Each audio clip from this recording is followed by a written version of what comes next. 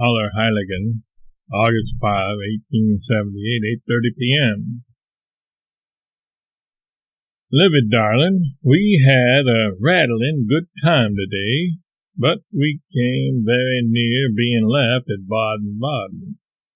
For instead of waiting in the waiting room, we sat down on the platform to wait, where the trains come in from the other direction. We sat there full 10 minutes, and then all of a sudden it occurred to me that was not the right place. On the train, the principal of the big English school at Nauheim, of which Mr. Scheiding was a teacher, introduced himself to me, and then he mapped out our day for us, for today and tomorrow, and also drew a map and gave us directions how to proceed through Switzerland. He had his entire school with him, taking them on a prodigious trip through Switzerland. Tickets for the round trip, $10 apiece. He has done this annually for 10 years. We took a post carriage from Aachen to Otterhofen for 7 marks, stopped at the Flug to drink beer, and saw that pretty girl again at a distance. Her father, mother, and 2 brothers received me like an ancient customer and sat down and talked as long as I had any German left. The big room was full of red-vested farmers, the Gemeinderat of the district, with the Burgermeister at the head, drinking beer and talking public business. They had held an election and chosen a new member and had been drinking beer at his expense for several hours. It was intensely Black Foresty. There was an Australian there, a student from Stuttgart or somewhere, and Joe told him who I was, and he laid himself out to make our course plain for us. So I am certain we can't get lost between here and Heidelberg.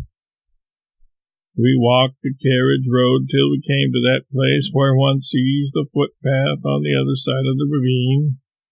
Then we crossed over and took that. For a good while we were in a dense forest and judged we were lost, but met a native woman who said we were all right. We fooled along and got there at 6 p.m., ate supper, then followed down the ravine to the foot of the falls, then struck into a blind path to see where it would go, and just about dark we fetched up at the Devil's Pulpit on top of the hills. Then home, and now to bed pretty sleepy.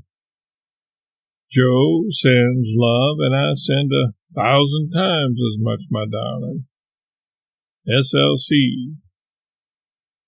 Hotel Genin.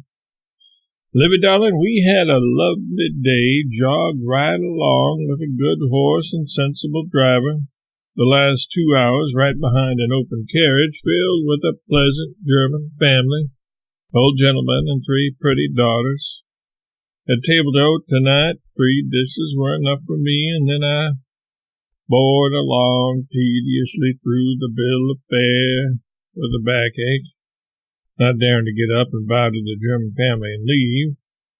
I meant to sit it through and make them get up and do the bowing, but at last Joe took pity on me and said he would get up and drop them a curtsy and put me out of my misery. I was grateful.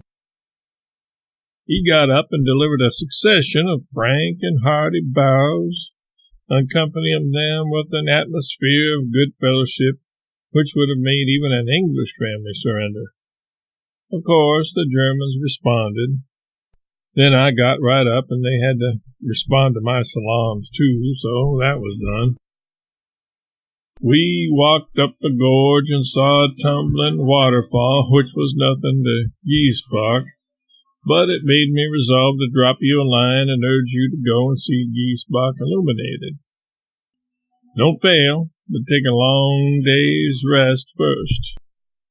I love you, sweetheart. Samuel. Over the Gemmi Pass, 4:30 p.m., Saturday, August 24th, 1878. Livy, darling, Joe and I have had a most noble day. Started to climb on foot at 8:30 this morning among the grandest peaks. Every half hour carried us back a month in the season. We left them harvesting second crop of hay. At 9 we were in July and found ripe strawberries. At 9:30 we were in June and gathered flowers belonging to that month.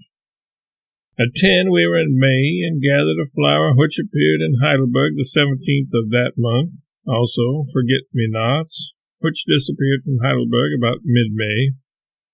At 11:30 we were in April by the flowers.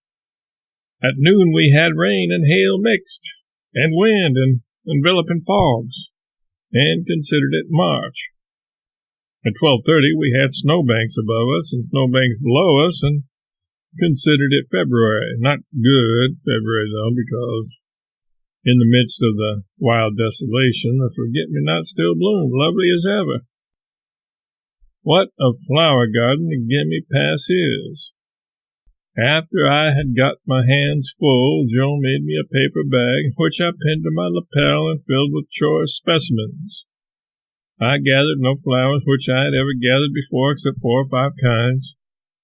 We took it leisurely, and I picked all I wanted to. I mailed my harvest to you a while ago. Don't send it to Mrs. Brooks until you have looked it over, flower by flower. It will pay.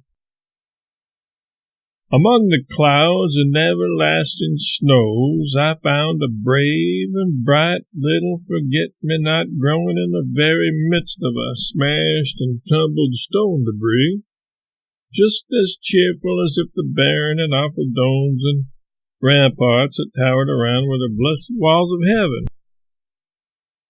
I thought how Lily Warner would be touched by such a gracious surprise if she, instead of I, had seen it. So I plucked it and had mailed it to her with a note. Our walk was 7 hours, the last 2 down a path as steep as a ladder, almost, cut in the face of a mighty precipice. People are not allowed to ride down it. This part of the day's work taxed our knees, I tell you. We have been loafing about this village, hookah-bad, for an hour, and now we stay here over Sunday. Not tired at all. Joe's hat fell over the precipice, so he came here bareheaded. I love you, my darling. Samuel.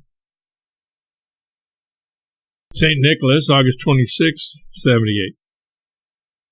Livy, darling, we came through a whooping today, 6 hours tramp up steep hills and down steep hills, in mud and water shoe deep, and in a steady pouring rain which never moderated a moment.